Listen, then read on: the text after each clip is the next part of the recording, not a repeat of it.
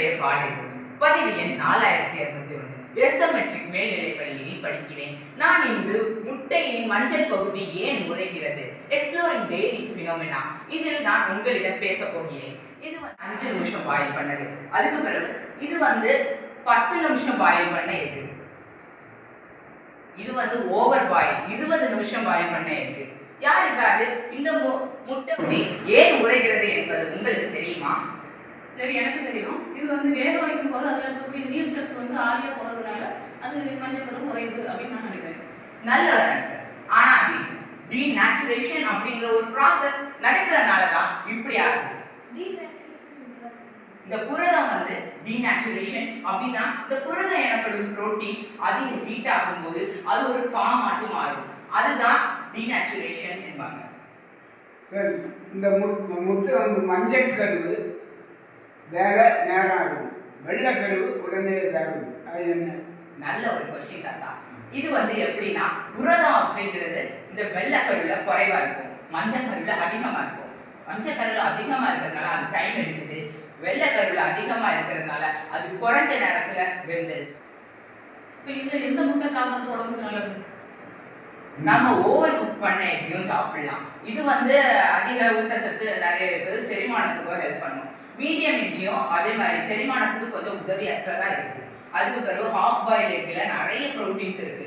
அது நல்ல ஃபேட்டும் நிறைய போடும். அதுக்கப்புறம் விட்டமின்ஸும் அதிகமா இருக்கிறதுனால நான் சஜஸ்ட் பண்றது என்னன்னா இந்த ஹை ஃப்ளேம்ல குக் பண்ற எக் தான் நமக்கு உடம்புக்கு நல்லது. ஏன்னா அதுதான் செரிமானத்துக்கெல்லாம் ஹெல்ப் பண்ணும்.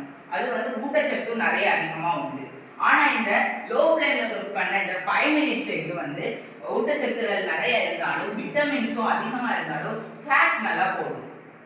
சரி, இப்போ அந்த அதிகமா வேக வச்ச முட்டையில அந்த மஞ்சள் கரு மேல ஒரு லேயர் வந்திருக்கலாம், அது புரதம் அப்படிங்கிற புரோட்டீன் அதிகமா இருக்கிறதுனால அந்த லேயர் ஃபார்ம் ஆகினா இது உருவாகும் ஹை ஃப்ளேம்ல வரும்போது. அதனால எதுவும் கேடு இல்லையா? அதனால எந்த கேடுமே இல்லை. இதுதான் ஊட்டச்சத்துக்கான அறிகுறி.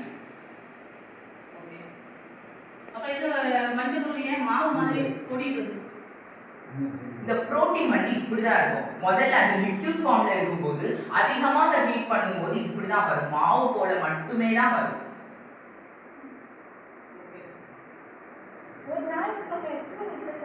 ஒண்ணுல இருந்து 2 முட்டை வரைக்கும் சாப்பிடலாம். 5 முட்டை சாப்பிட்டோம்னா நமக்கு திகட்டிடும். அதனால 5 முட்டைக்கு மேல எடுக்க கூடாது.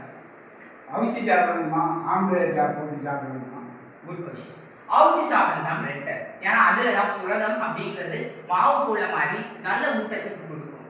ஆனா ஆம்லேட் மாதிரி சாப்பிடும் போது அதுல நிறைய ஊட்டச்சத்துகள் இருக்காது, ஆவியா பேர். எங்களுக்கு தெரியாத நிறைய தகவல்களை மூலமா தெரிஞ்சுக்கிட்டதுக்கு மிகவும் மகிழ்ச்சி. எனக்கும் உங்களுடன் ஷேர் பண்ணதுக்கு மிகவும் மகிழ்ச்சியாக இருக்கிறது.